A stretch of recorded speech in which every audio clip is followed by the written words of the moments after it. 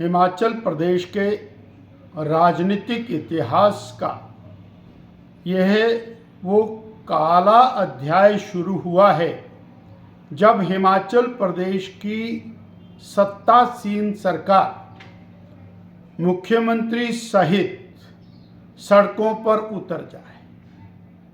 जनता ने जिनको सरकार चलाने का दायित्व दिया, जिनको जनता की समस्याएं सुलझाने का दायित्व दिया, वो चलती हुई विधानसभा को छोड़कर मुख्यमंत्री, उप मुख्यमंत्री, मंत्रीगण और सत्ता पक्ष के विधायक तख्तियां लेके सड़कों पर उतर जाएं और विधानसभा को खुला छोड़ दें।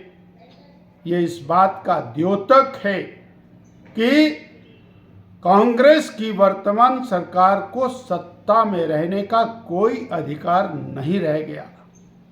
जो सरकार चला नहीं सकती, जो सरकार के माध्यम से जनता की भावनाओं की कदर नहीं कर सकते। आज उसी समय जब सरकार सड़कों पर निकली, मंत्री सड़कों पर निकले, 60 साल, 70 साल, 80 साल के बुजुर्ग, वरिष्ठ नागरिक हजारों की संख्या में सरकार के खिलाफ प्रदर्शन करने के लिए सड़कों पर उतरे।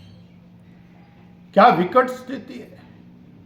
500 किलोमीटर चल करके एक बुजुर्ग आदमी अपने अधिकार के लिए, सरकार से लड़ने के लिए, सरकार से मांग करने के लिए सड़क पर उतर रहा है, तो सरकार भी सड़क पर उतर गई। अब किससे मांगेंगे जो खुद ही मांगने वाला है। इसलिए सत्ता में रहने का अधिकार खो चुके। 2022 में झूठ के आधार पर, झूठी गारंटियों के आधार पर, फरेब के आधार के ऊपर सत्ता में आई हुई कांग्रेस 40,000 करोड़ रुपए से ज्यादा का कर्ज लेने के बाद अपने लिए हर प्रकार की व्यवस्थाएं जुटाने के बाद जनता के लिए उनका खजाना खाली है, जन समस्याओं के समाधान के लिए खजाना खाली है, आपदा राहत के लिए खजाना खाली है। ऐसी सरकार को सत्ता में रहने का अधिकार नहीं है। और वो कांग्रेस पार्टी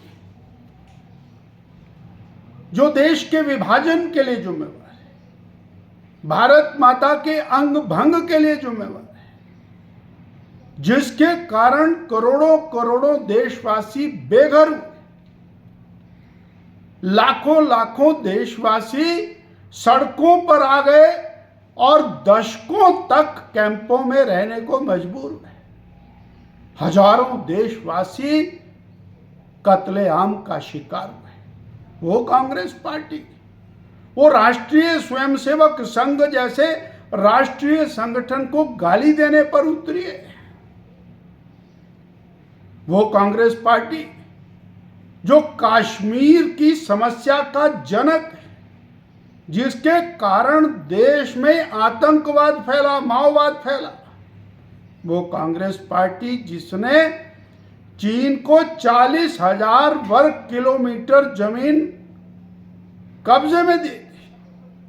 वो कांग्रेस पार्टी जिसने जाति के आधार पर, धर्म के आधार पर, वोटों के लालच में तुष्टीकरण के कारण देश को आंतरिक रूप से खोखला कर दिया।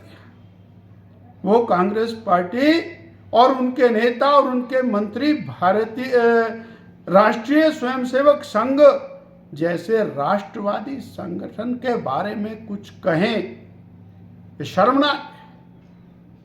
जरा कांग्रेस के नेताओं को, कांग्रेस की सरकार को, कांग्रेस के मंत्रियों को अपने गिरेबान में झांकना चाहिए कि देश की दुर्गति के लिए और प्रदेश की बदहाली के लिए वर्तमान कांग्रेस सरकार जिम्मेवार।